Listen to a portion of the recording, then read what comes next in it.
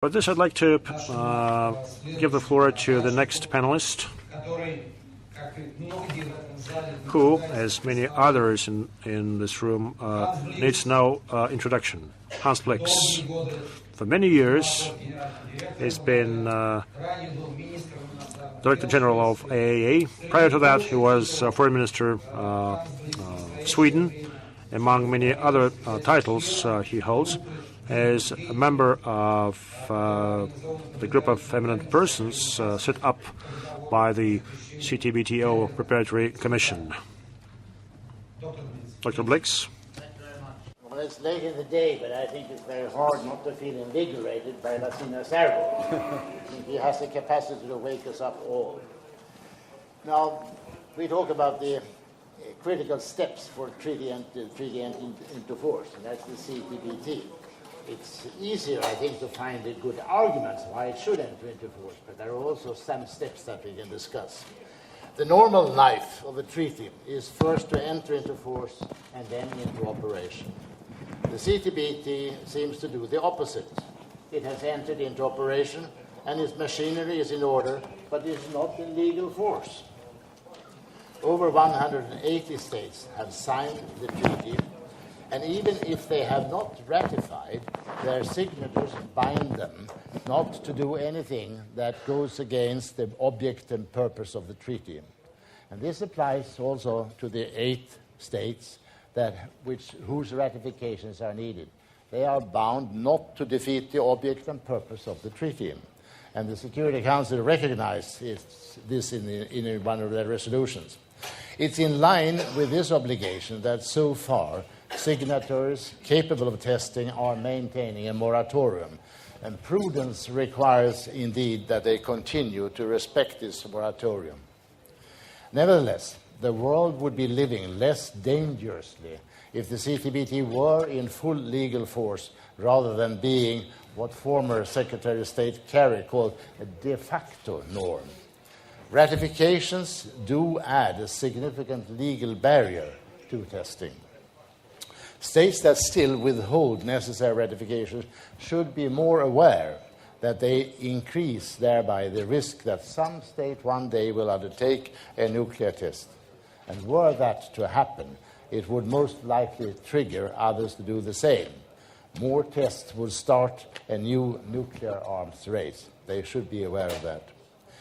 By contrast, as the Security Council stated in 2016, an effective verified test ban would constrain the development and qualitative improvement of nuclear weapons and end the development of advanced new types of nuclear weapons. And it's valuable not least today when there is talk about new nuclear weapons of tactical character. Some nuclear weapon states have criticized the new ban treaty, the nuclear ban treaty, urging that nuclear arms control should be pursued by step-by-step measures. If this argument is made seriously, I think, not as Lassina said, it would be the easiest to ratify it, but it would be perhaps the least difficult thing they could do in a step-by-step is to ratify the CTBT. It is what you like to refer. It should be a low-hanging fruit. Unfortunately, it's not. Today, now we go from the general to the specific. Today, there is an overwhelming need to induce the DPRK to cease testing nuclear weapons and missiles. Its ratification is needed to help the CTBT to come into force. And that's why I discuss it here. Ever sharper sanctions and military demonstrations have so far not had the desired effect to persuade DPRK to ratify the CTBT. What would bring them to that? The DPRK seems to have declared that it would be ready to denuclearize if others do so. Would it also be ready to stop nuclear testing and ratify the CTBT if all other states whose ratifications are needed are ready to do the same? I'd be glad to hear a reply to that. It certainly, if they did, it would help to bring the DPRK into a better relations with the world community, and it would reduce the risks in the world. I share the view that time is now overripe for the relevant state actors to move to serious diplomatic contacts to defuse an explosive situation on the Korean issue. And that includes the stopping of nuclear tests. While talks now are heard, they aim to facilitate a further longer-term arrangements with North Korea, like a peace treaty and normal international relations, security for the whole peninsula and the area. This can hardly be the subject of discussions today, nor can the subject of full denuclearization that the U.S. raised, or its opposite, the recognition of the DPRK as a nuclear weapon state, be a serious subject today for discussion. But there could perhaps be a list of crucial but less far-reaching items on the agenda of the talks.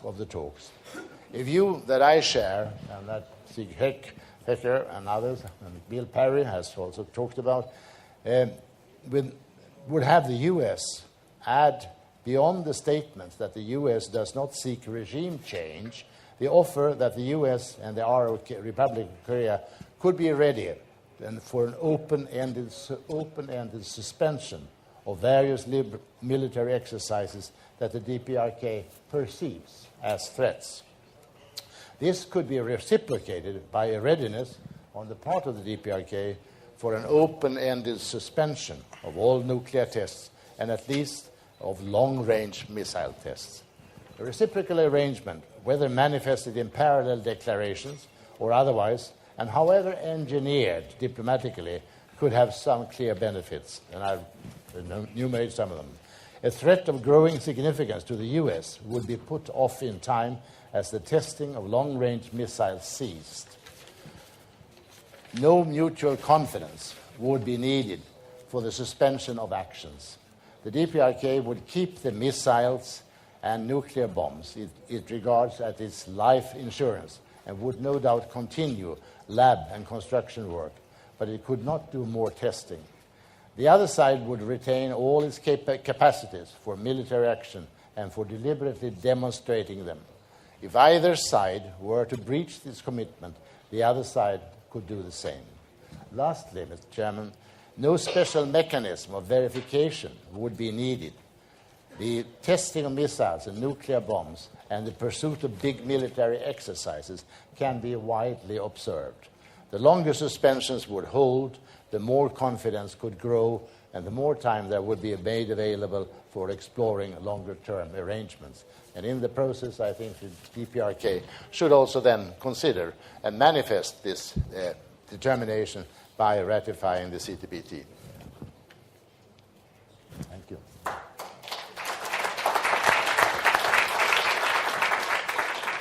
Thank you, Dr. Blix, specifically for your practical suggestions, what can be done related to the situation on Korean Peninsula, because this is one of the issues which we will discuss in very details tomorrow afternoon.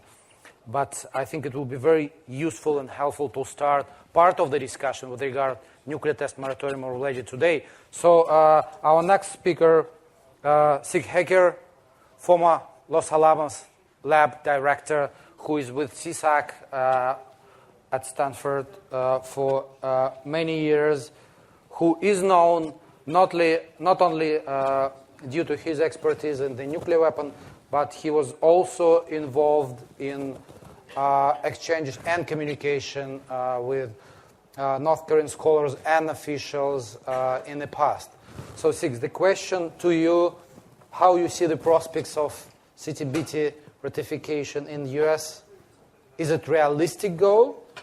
And second point, with regard global nuclear test moratorium, which today means Korean Peninsula, do you see any prospects how we can achieve that?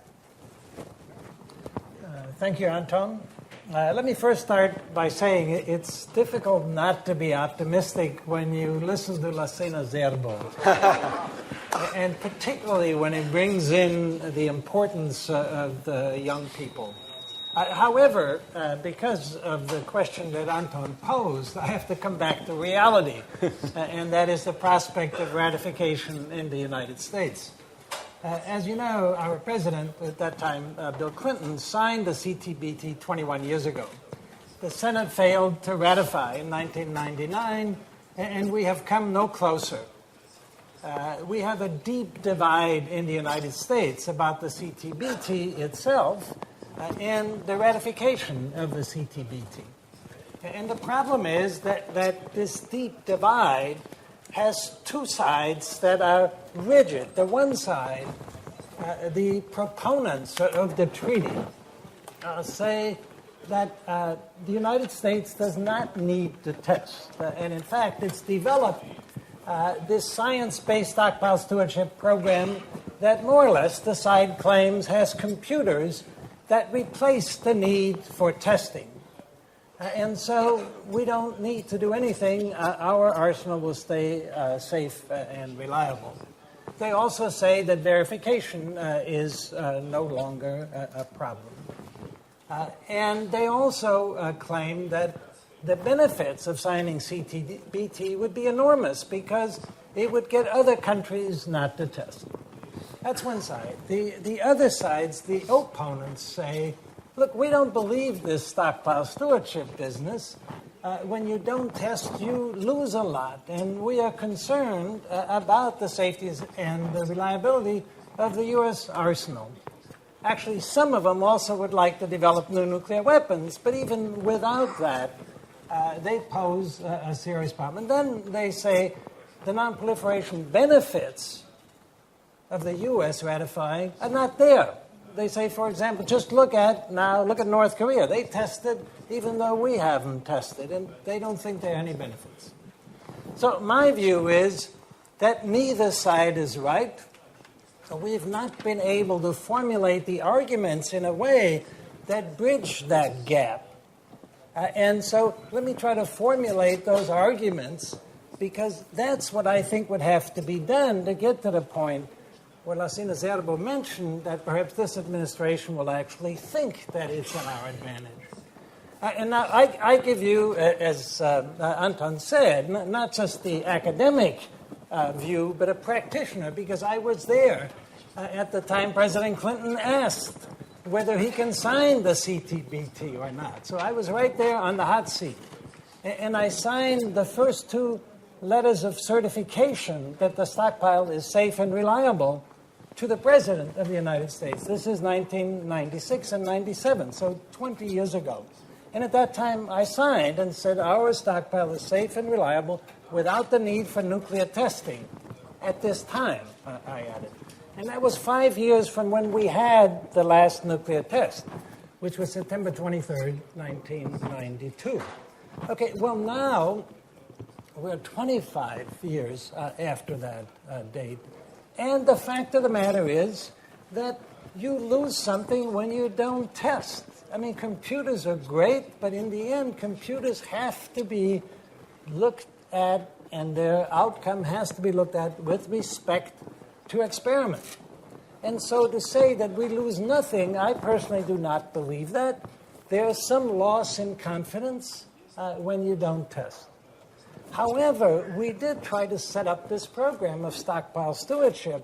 And in my opinion, if this program would be done in a robust fashion that I would see it, that we could actually keep the confidence level high. But first, you have to admit there is some loss of confidence. And you have to work hard to make sure that you have sufficient confidence. So I think that's very important. The issue of do we benefit the United States? Let's start with the United States, because I'm giving you that perspective. Of course, again, it's mine, not necessarily that of the government. So one has to look at what do we gain, the United States, if other countries do not test? Quite frankly, if we would test, it would be focused on safety and reliability. Our country has made the decision, no new nuclear weapons with new capabilities. So I think it's actually doable. Besides, if you look at it, the United States has conducted 1,054 nuclear tests. Russia has conducted, for Soviet Union actually, 715. That's more or less the same. We both know a lot about nuclear weapons. From there, you go down to France, as was mentioned earlier today, 217, it turns out. Then you go down to the UK, 45, and you go to China, 45. And then you go to India and Pakistan, 6, and now you go to North Korea, it's 6. So if the US or Russia go back to testing, it's mostly, in my opinion, for this issue of reliability and safety. However, and I don't believe that it would upset a strategic balance, but it's not necessary. However, if China would somehow no longer feel comfortable with the fact that they have a minimal deterrent, and it would test, then you unleash a problem of saying, what will the U.S. do? What will Russia do? Will that actually then unleash some sort of a new arms race? And it gets even worse when you get beyond China, and that is India and Pakistan. So if you get to India and Pakistan, if you just think of one nuclear test, which of course will be met with another nuclear test, then all of a sudden you have issues where India is determined to develop the triad, all 3 legs of deterrence. And Pakistan responds with full spectrum deterrence. Well, if you look there, nuclear tests can make South Asia significantly more dangerous. And then, of course, with North Korea, I think Dr. Blix has already touched on North Korea. So from a U.S. standpoint, then, I would now make the case that tests by either China, India, Pakistan, make the world a much more dangerous place. And so it's in our national security interest in order not to test. So I maintain that if we do stockpile stewardship appropriately, a robust program, we can take care of the U.S. stockpile. And then at the same time, have the benefit of making sure that the world doesn't go unstable by returning to nuclear testing. So the bottom line is I'm greatly in favor of putting in as much of a barrier to other countries going back to nuclear testing in order that the world remains, or perhaps again becomes, a more stable place. Thank you, Mr. Chairman. Thank you.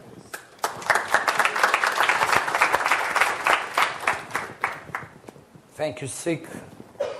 Спасибо, Zikri. Следующий. The next presenter, Ambassador Sha Tsukang, member of the Group of Eminent Persons, just like Dr. Blix. Many of you know Ambassador Sha Tsukang as an ambassador to the United Nations office at Geneva in early 2000s. Besides, many of you know Ambassador Sha Tsukang for his work in the United Nations, where he was Deputy Secretary General. Ambassador, over to you. Thank you, Anton. Well, having listened carefully the keynote speech by Lassina, because he claims to be a very optimistic person, I must claim I'm more optimistic than him. Because even the sky falls, there are taller ones to support it. I'm short. Now, I believe that all of you must have read Ambassador Grigory Berenikov's paper. I treat him, as well as William and Victor, as my tutor, because I joined this disarmament business. When I joined it, they told me a lot. I learned a lot from them. And you know, I'm not a modest person. When I say it, I really mean it. Now, that said,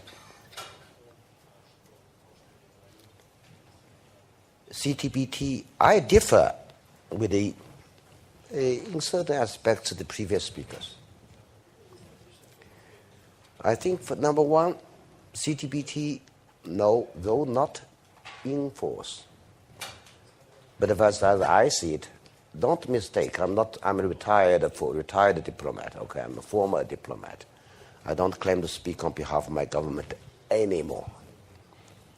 But for me, I think the CTBT is de facto in force. As far as I can recollect, one former Soviet Union or Russia or US pushed very hard for the 3 junior nuclear weapon countries like the UK, France, and China, with a particular China in mind for this negotiation and conclusion of the CTBT. We trusted them. We trusted the US. We thought that as a prime mover, you are so serious, you are so honest, and you worked so hard, and it is only natural that you would certainly ratify it. My colleague mentioned about the number of the tests. I don't know whether you are right or not, because there are more than 200 tests which are not announced. So it would be more than 1,200 more. So with that, China with only 45 tests, but based on our own thinking, right or wrongly, we thought that the negotiated CTBT must be good, and it must be ratified. Was definitely entered into force with a prime mover like United States or Russia. Eventually, even today, there's not been US as a leader, because they always claim to be the leader in anything. They are not even elected, but they are leaders, okay? Anyway, we accept that, fine. But lead by good example. Don't lead by bad examples. We have all kinds of leaders. So we expect the United States will be the good leader in ratifying this treaty. But they failed to do it. And we don't know how to blame. Because government administration said we are active. They blame the senators. Senators blame the scientists, because scientists cannot give them a good answer. Whether are you sure of this stewardship computer or stewardship or program was successful or not? And are you sure that you have confidence with the computer? You said scientists cannot say no. Then it's going round and round, and we don't know. We don't know what happened. And they are justified, and they're being honest and factual. So all we can say, the fact is that the United States has not ratified, and it's not possible for them to ratify. And then what's the point? If the US, with that many numbers of tests, refuse to ratify, then it will be extremely difficult for China to ratify. That's my view. That's not my government position. If you want the government position, ask Beijing. As a chief negotiator, that's my understanding. Because we had a strong sense of being cheated. This is the sense. Now, government has already sent reports after consultations with the various ministries to the National People's Congress, asking for ratification. But so far, our deputies, National People's Congress, have not done it. And because they are divided, as you said, you are divided in the United States, China, among the deputies in China, they are all divided. Some people say, oh, with the communist leadership, if you government says do something, we'll do it. As if there is no democracy at all, because we are called a dictatorship. So if government says do it, you will do it. But when the government really does it, you said you have no democracy. This is a dilemma, I don't know. But I can tell you, there is also division of opinion among Chinese deputies in the National People's Congress. Some people ask me, Shah, you told us, because the chief negotiator, that the US would definitely ratify it, because it's in their interests. Russia certainly will ratify it, because with that many tests, because their evaluation is that if they want to upgrade and modernize their nuclear weapons, then perhaps they need another 1,000 of tests. That's why they took the political decision in order to ensure that superiority by the 2 over the rest of the 3. That's my argument, right or wrongly. And they believed me. So therefore, now back to the issue whether one China will ratify it. I told Lassino in a joking way, China will certainly not become the obstacle for the ratification of this treaty. Let me claim that China behaves as if we have ratified. Lassina, Chinese delegation, as I understand, you witnessed, we participated in all activities organized by the Secretariat. And this is the answer I think you need to know, but I hope I'm wrong. I hope that China will ratify, before United States, because CTBT is very dear to me, and even personally, I said that CTBT, I spent so many years on that without any holiday, because the U.S. ambassador or my good friend Grigori, you kept us all busy. We worked day and night, without any holidays, and with a lot of pressure from inside. Okay, now this is about China's ratification, and I wish I was wrong, and but now we'll see after this conclusion of the 19th Party Congress, whether there will be any change of the policy. This is number one. Number two, about another point, I think regarding the ratification, I would say that there are three groups of countries, and because we need 44 ratifications for the treaty to enter into force.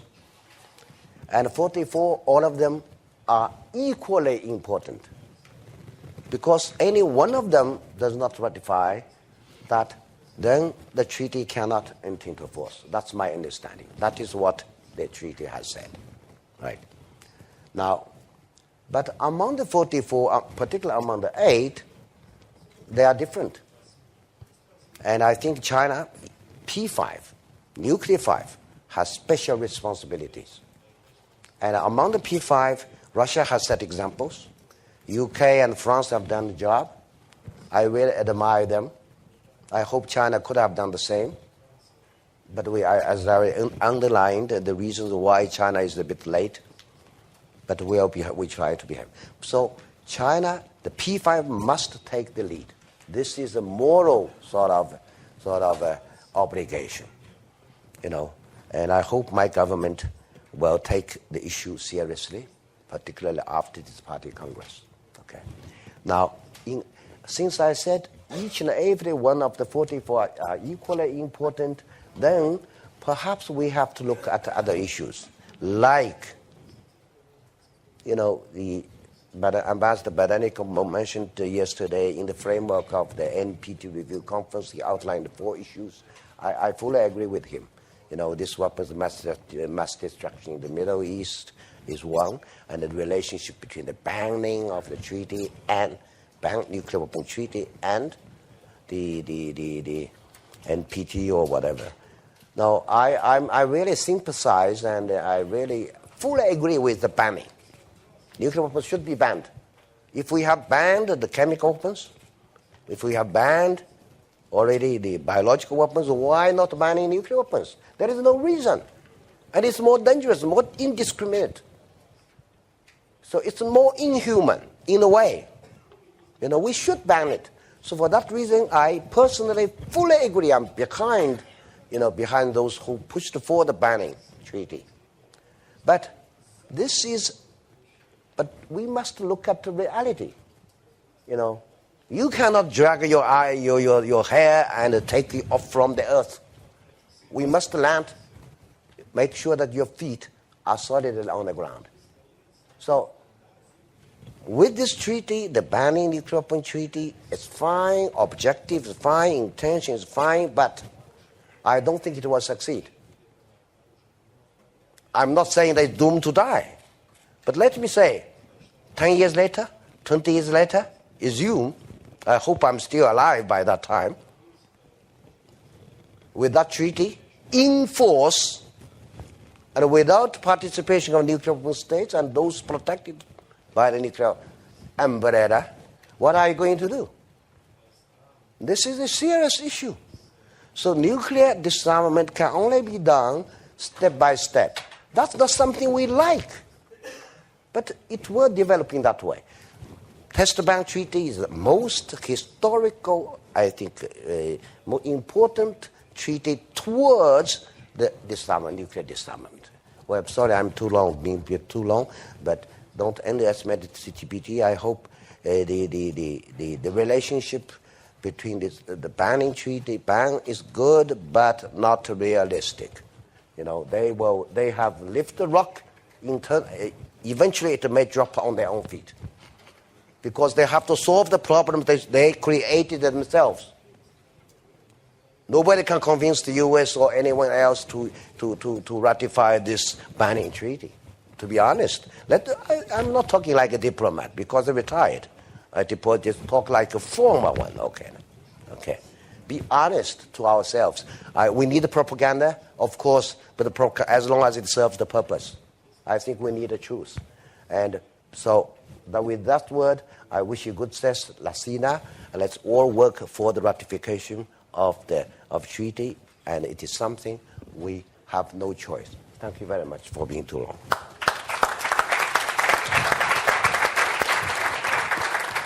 Спасибо, господин посол. Thank you, Mr. Ambassador. Thank you for your optimism. You definitely have it. Thank you for this masterclass in diplomacy and presentation. Our final speaker at this panel, Mr. Zen Namhek, is a research associate at Institute for American Studies, Ministry of Foreign Affairs. He is in the most difficult situation because now DPRK is the only state that continues to conduct nuclear tests, and that makes your participation even more valuable. Thank you, and the floor is yours. So I'm happy to sit aside the famous people here, the chair. Maybe I'm the youngest speaker in this session, and maybe I'm the last speaker of today's session. So in that sense, my special thanks once again goes to my Russian friends, Anton. So it's been so long time since the CTBT was made in 1996. And recently, some countries and some international organizations like CTBTO, Preparatory Commission, has condemned and criticized the DPRK's nuclear tests, as you here all know. And they are asking us to join the CTBT. First of all, I'd like to highlight that if a country enters a multilateral treaty or not, totally belongs to its sovereign right. CTBT hasn't been effective yet. There are few people criticize those countries who did hundreds of nuclear tests, but there are a lot of criticism targeting my country. I think this is unfair, and it is a clear double standard. DPRK is now building up its nuclear forces in tandem with the economic development in order to defend its sovereignty, political system, and its people from the U.S. nuclear threat lasted for 6 decades. Of course, United States always said that the United States has not any hostile intention towards North Korea. But I think it's unbelievable. Donald Trump carries the nuclear football, which controls the launch of thousands of nukes that can make this current world disappear. Such man recently said at the UN General Assembly podium that he will totally destroy DPRK. The US nuclear triad, the 3 legs of US nuclear force, are always targeting DPRK. US strategic force tested Minuteman III launch this year for several times. And as you know, the 3 types of strategic bombers are constantly staying in Guam and they are flying to Korean Peninsula weekly, recently.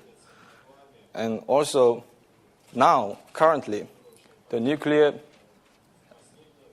nuclear-propelled submarine is now at the South Korea.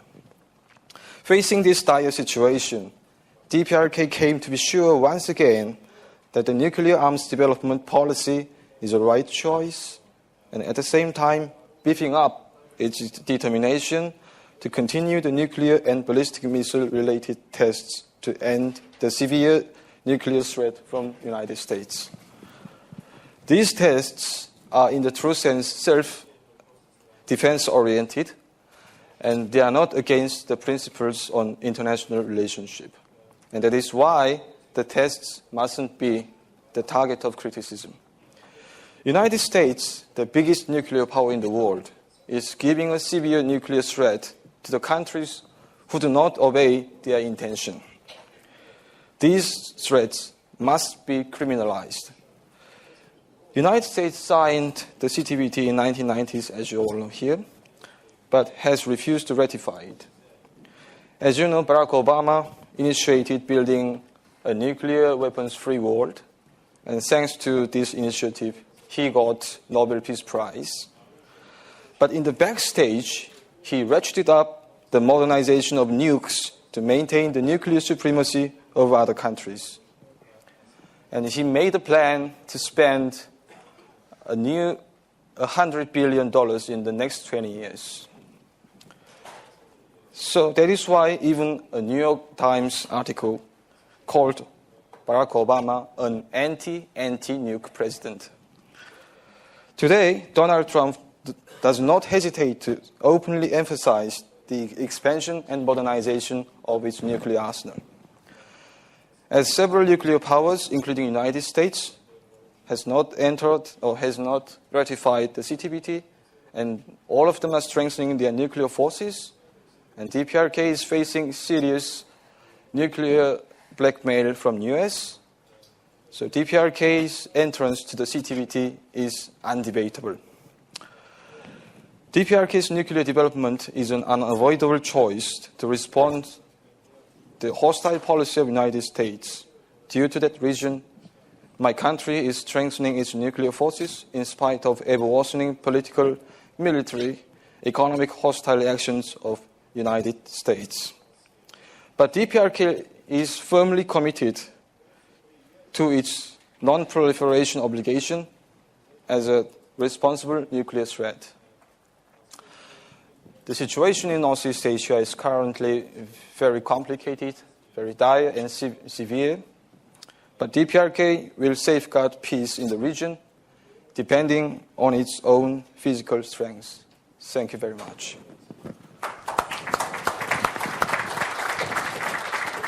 Thank you, Mr. Jong, for a clear statement.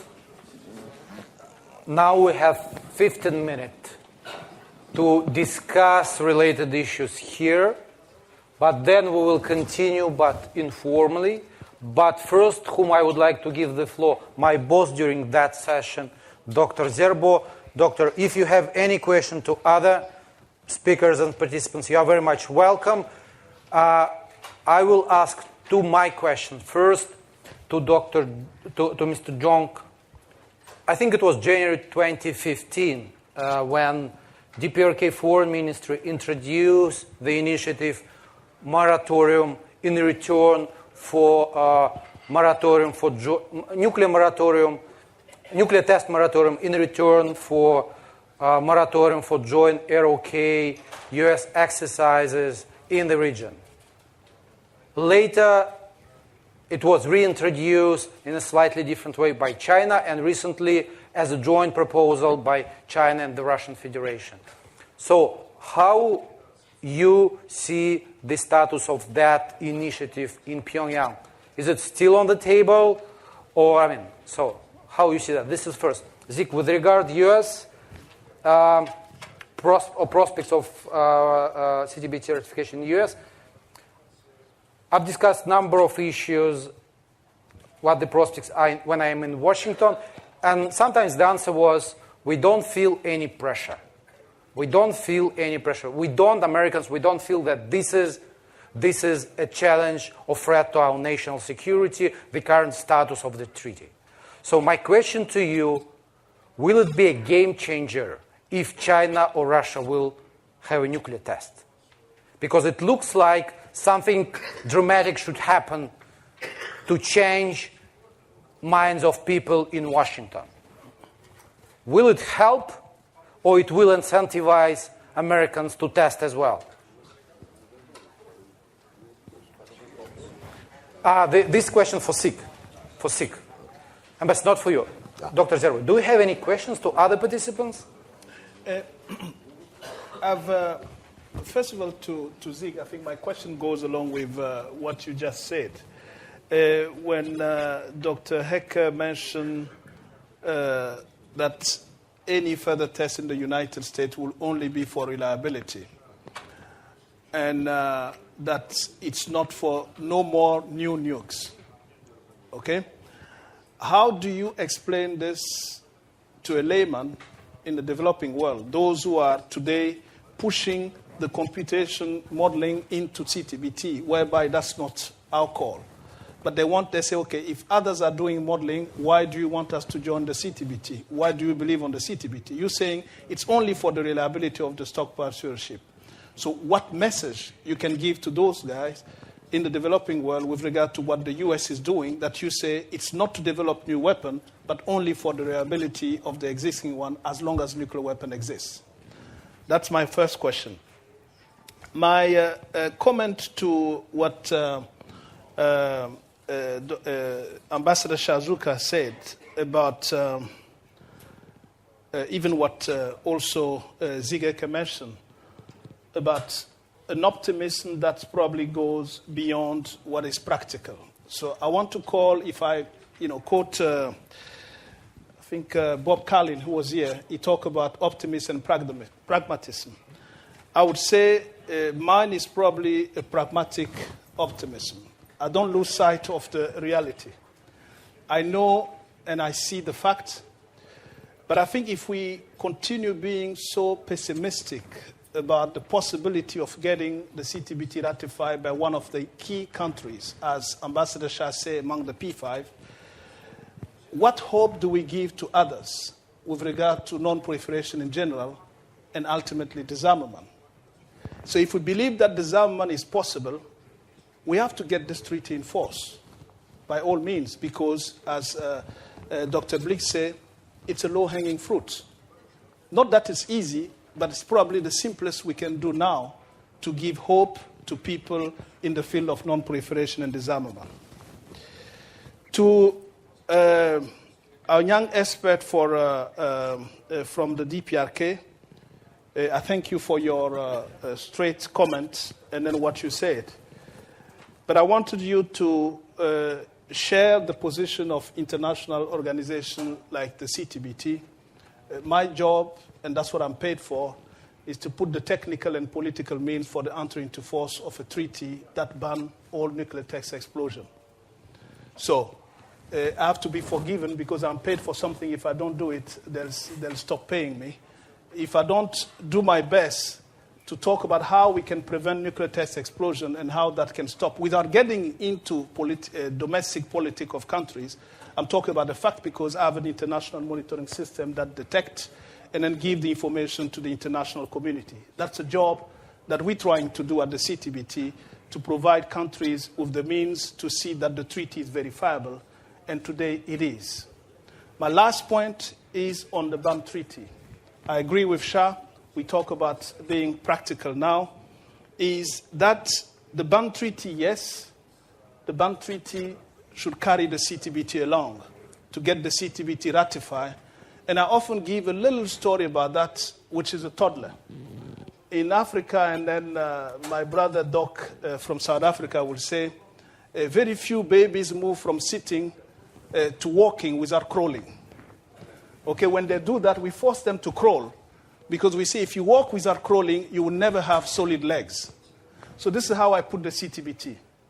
If you get the BAM treaty without international measure like the Comprehensive Test Ban Treaty, it might not be sustainable. And that's why it's so important to get the CTBT in force and other arms control treaty that are pending as we move towards a world free from nuclear weapons. Thank you. Thank you, Dr. Zerbo. I have 3 experts in my list who would like to raise questions. 4. We will collect all questions, and then we will give the floor to speakers to respond. General Yesin first, Senator Kamran right after. Микрофон сюда, будьте добры. Colonel General Yesin, please. I got a question to distinguished Dr. Zerbo.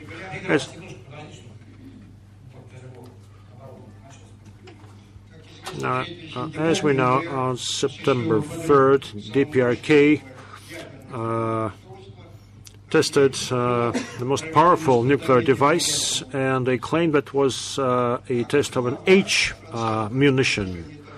What's your assessment? What was the type of the explosive device that DPRK used on September 3rd? What about your international monitoring system? Thank you very much for your response.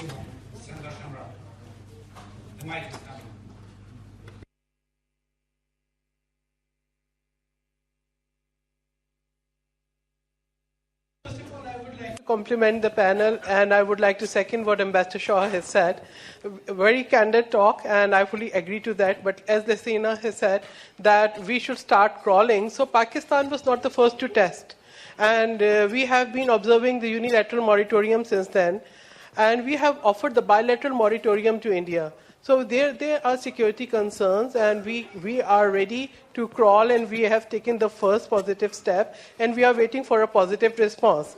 So there is, until and unless we have the uniform policies for everyone, we can't achieve the real goals. So it's very important that the discriminatory policies should end, and there should be uniform policies for everyone in the world. Otherwise, you would see that the CTBT membership, without signing the CTBT, even NSG membership is given. Otherwise, NSG, all 48 members of NSG are signatory to CTBT. But we have seen in case of NPT being compromised. So this is a concern in Pakistan. Thank you. Matt Ban and Ambassador Batanov. So I want to offer a somewhat radical thought born out of frustration with the politics in my own country. It's been 21 years now since the CTB was opened for signature, and we still don't see a clear pathway to entry into force. What if a group of countries friendly to the CTB put together a new treaty that was identical in all respects except for the entry into force provision, and perhaps we could then get a CTB that would actually enter into force? Is that a bridge too far?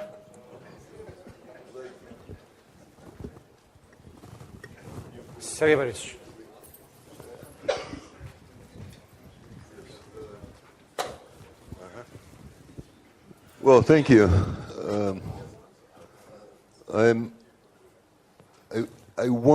tempted to make a quick reaction to this proposal for a new CTBT without any Annex 2, like nuclear test ban, but I would not go into that, perhaps trying to be a bit more serious and even more provoking.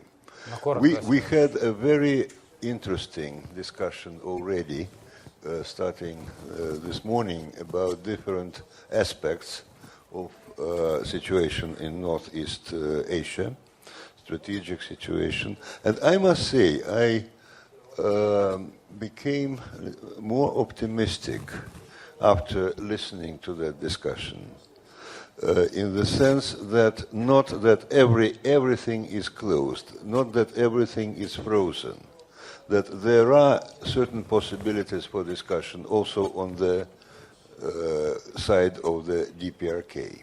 Of course, with certain conditions, yes. So we need to explore that. And I also do understand very well the position of the DPRK, which is not going to do something just out of pressure and for nothing. I think DPRK needs to see what may be on the other side happening. But that said, maybe DPRK can be prepared to take certain steps which send message, but which do not yet foreclose the options that it has in terms of real things. Now, here comes my provocative suggestion, just to think about, based on two considerations. Number one, that there are maybe three considerations. Number one, that certain options are not closed for discussion. Number two, that it would be stupid to ask from the DPRK to take unilateral measures that would really foreclose further options for the DPRK. But maybe DPRK, in an exploratory way, and as a kind of a shock, because we are also in a situation when you need to kill inertia of thinking with certain shocks.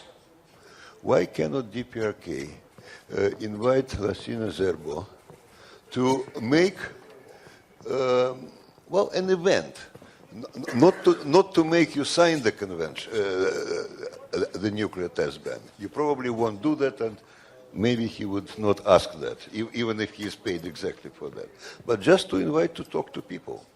And I think it would send some shock waves, which would also be beneficial from the point of view of your national security. Of course, if he agrees to come, I don't know, but he is optimistic realist.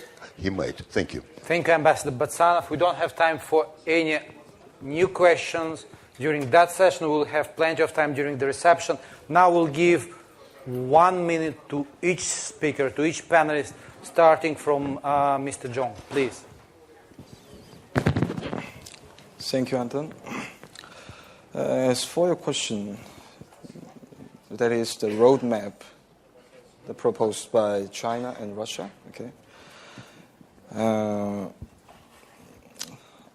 Respected Supreme Leader Kim Jong-un recently clarified that our DPRK's nuclear and weapons and ballistic missiles are off the table as far as United States hostile policy towards DPRK continues. It is very clear. So there will be no negotiations concerning our nuclear weapons or our ballistic missiles. So it won't happen. And I'd like to remind you and all of you here that United States Ambassador to UN, Nikki Haley, said in the UN Security Council meeting that the roadmap proposed by China and Russia is insulting to the United States. And again, in our perspective, my country is suffering from the greatest and gravest nuclear threat in the world. The United States has, I think, to my knowledge, has about 7,000 nuclear warheads. Maybe 4,000 can be active in any time. And that kind of nuclear power is targeting us and pursuing the nuclear blackmail and hostile policy for 6 decades. So, again, our nuclear and ballistic missile are off the table. And it will be answered to him also. Thank you. Thank you. Dr. Blix, please.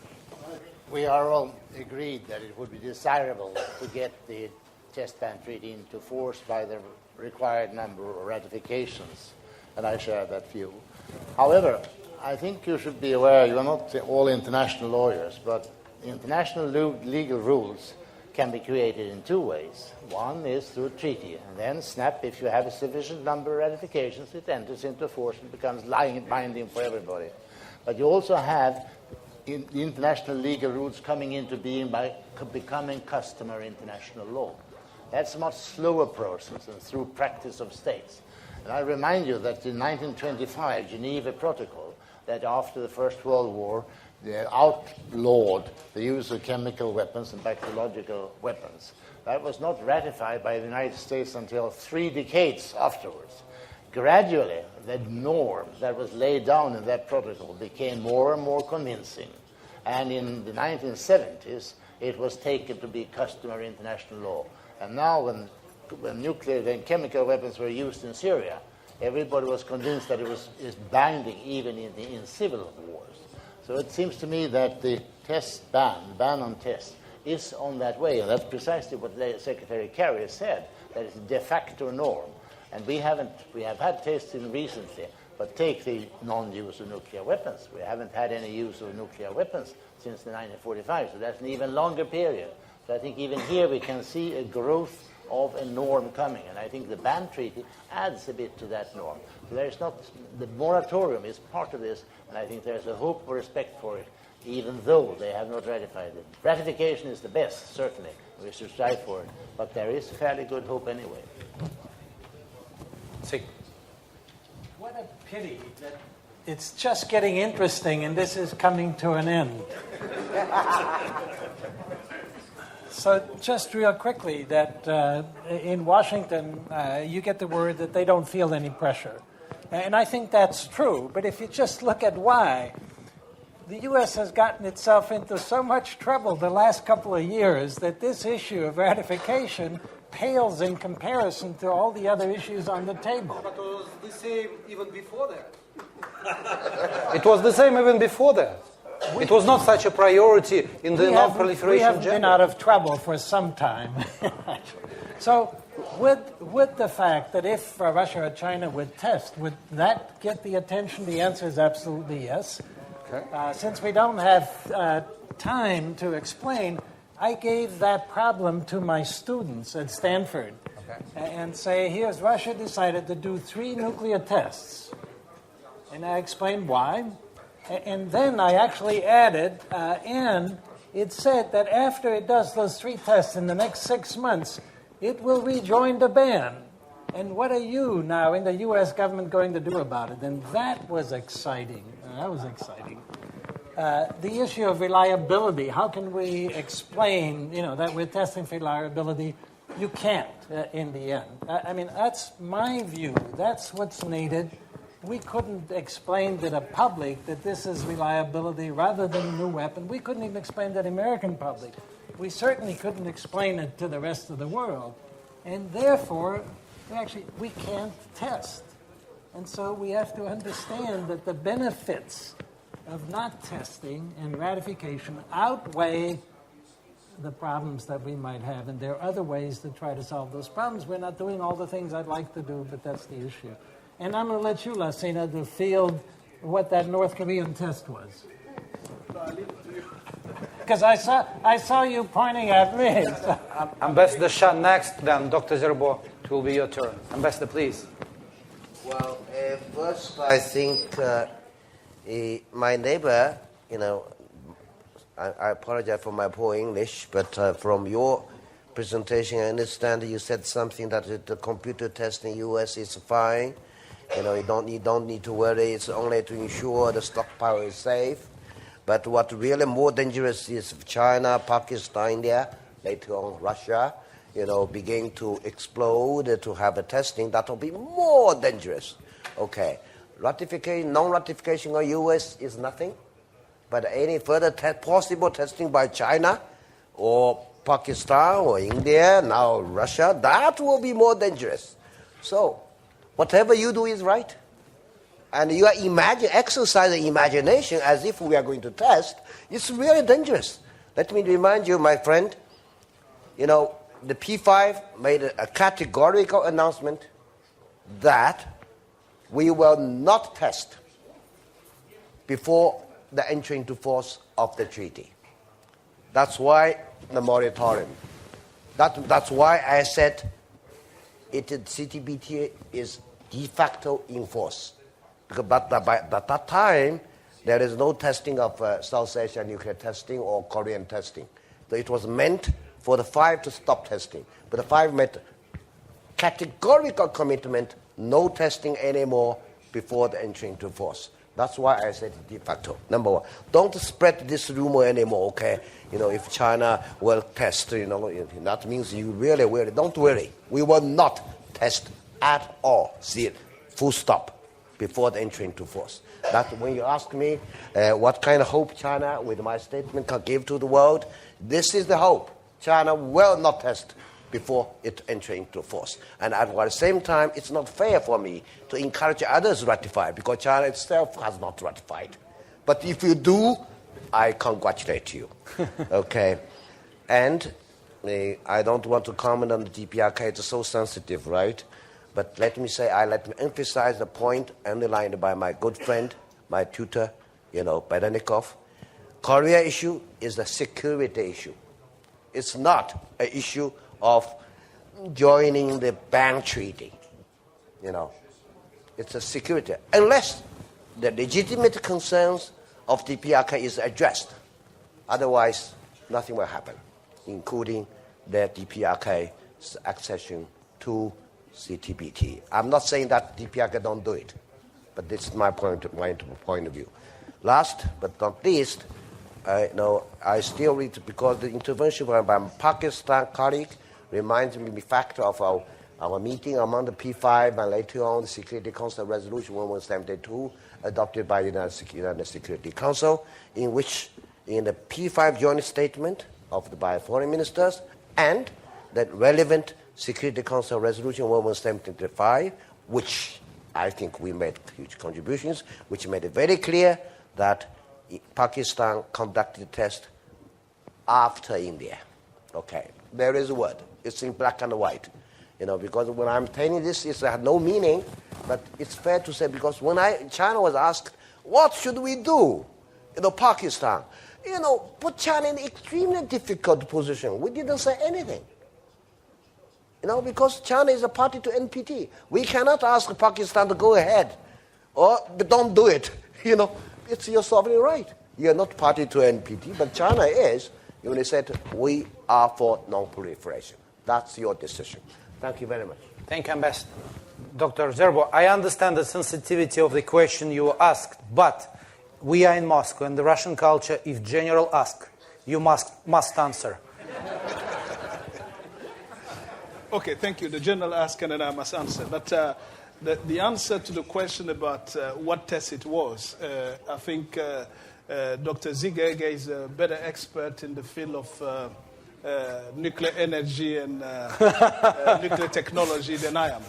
I'm heading an organization that takes complexity of remote monitoring and doesn't go into detail of the how and what is exactly the test.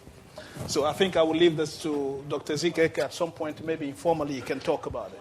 Okay. However, the good thing that Ziege, as an expert, I said today to you all, is that if you don't test, you lose something.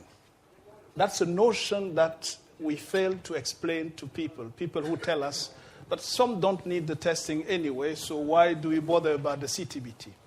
Here's an expert who has been director of lab at Los Alamos who is saying, in the long run, if you don't test, you definitely lose.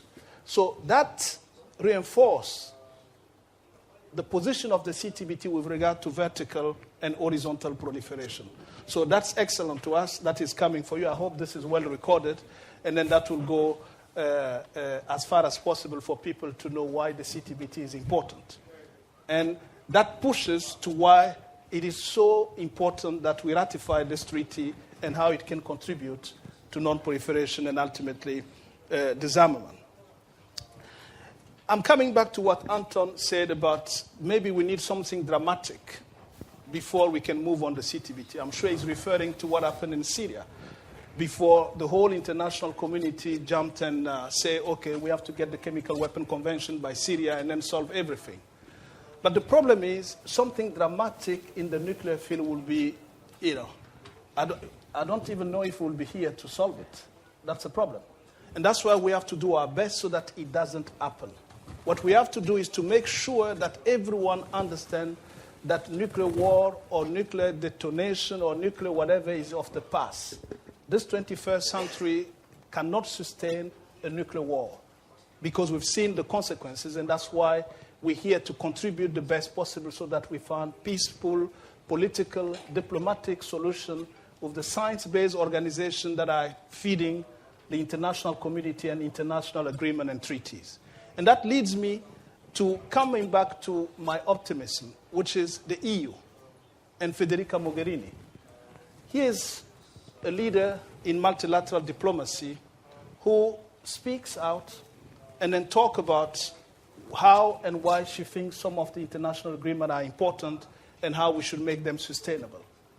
And she doesn't shy away from mentioning the importance of the Comprehensive Test Ban Treaty, and then from linking it as well to other global issues. And that's what we need today. We cannot continue stovepiping issue. This is here, this is not there, this doesn't concern me. If we do that, nothing will concern anybody, and then we'll solve nothing. Coming to the context, the global context, from what I've heard from everybody, including our friend from the DPRK, is that what we need is everyone's security. Everyone wants to feel secure. People don't want to feel threatened. But that's why we're here for, and that's why we have treaties, and that's why diplomacy exists, and that's why multilateral diplomacy exists. People tell me, do you think it's possible? A solution is possible. I say, in diplomacy, nothing is impossible. And that's why we have you guys. And that's why you're all here. So we have to work together to find a solution not only in the Korean Peninsula, but for our own stability internationally and the security of our planet. Our lady from Pakistan, I think you have a point. Pakistan has come forward to be an observer to the Comprehensive Test Ban Treaty, and a practical and a participating observer. And this is appreciated, because our job is to not exclude any country. Our job is to bring countries to join the CTBT the best way possible. And you've done an important step forward by being an observer. We hope that observership and your participation will lead to more to come, so that we create, as you say, the necessary condition in your region for that region to be fully compliant with the Comprehensive Test Ban Treaty, not only politically, but technically, by the build-up of the station to be effective in that region. So I thank you and congratulate you for that step that you've made, and for the opening that you're giving to this treaty by your youth, because you will be surprised that we have more youth group members from India and Pakistan that are for the CTBT than one can imagine. And why? Because those don't have the baggage of the negotiation, the baggage of the notion or perception of discriminating factor. Maybe they have, but because they want to make the impossible possible, they want to believe that the CTBT does contribute to international security, and they want to work for it. Those are the people who will make the difference for India, for Pakistan, for the 8 remaining countries. And that doesn't lead me at saying that the treaty is long due, but because anything could happen, we might be surprised. Okay? Sometimes people joke and say, but Lassina, if you have a 3-minute ride with President Trump over the Trump Tower, what would you tell him? I wish you give me that opportunity. Maybe we come up with a solution that will bring U.S. ratification. Thank you. Thank you, Dr. Zerbo, and thank you to all 5 speakers of that panel. It was the last session of this day, but I have two good news for all participants. First, the reception is ready. Food and drinks should be waiting for us, but it's in the conference room, Kuskovsky-Marfinsky, the one where we will have sessions tomorrow, and where until recently media had a media center. It was already converted to a reception place. And I would like to remind to our good colleagues and friends among journalists, this is a private party. So we were honored to have you with us during the whole day. Now it's time to leave participants with no media coverage. And I would appreciate if you would respect that and not only avoid trying to get in the room, but leave this floor. Just give people to get some rest, because some of you were quite active, or more than active, during this day. And another good news, that our break before the next session is not too long. We start at 8 in the morning. So we start at 8 in the morning at the conference room called Kuskovsky-Marfinsky. All of you invited. The first session we will have, which is called Early Morning Coffee with Nuclear Generals and the Chair. You are very much welcome. You are invited. Coffee will be served. And at 9 o'clock, the session on JCPOA will start. High-level panel with Deputy Foreign Minister Ryabkov, Deputy Foreign Minister Arakchi, with Ambassador Sherman, with Helga Schmidt, who is coming, who is on her way, and with Colonel Firuta. Thank you for being with us this whole very long day. Please enjoy with the reception and have a good evening.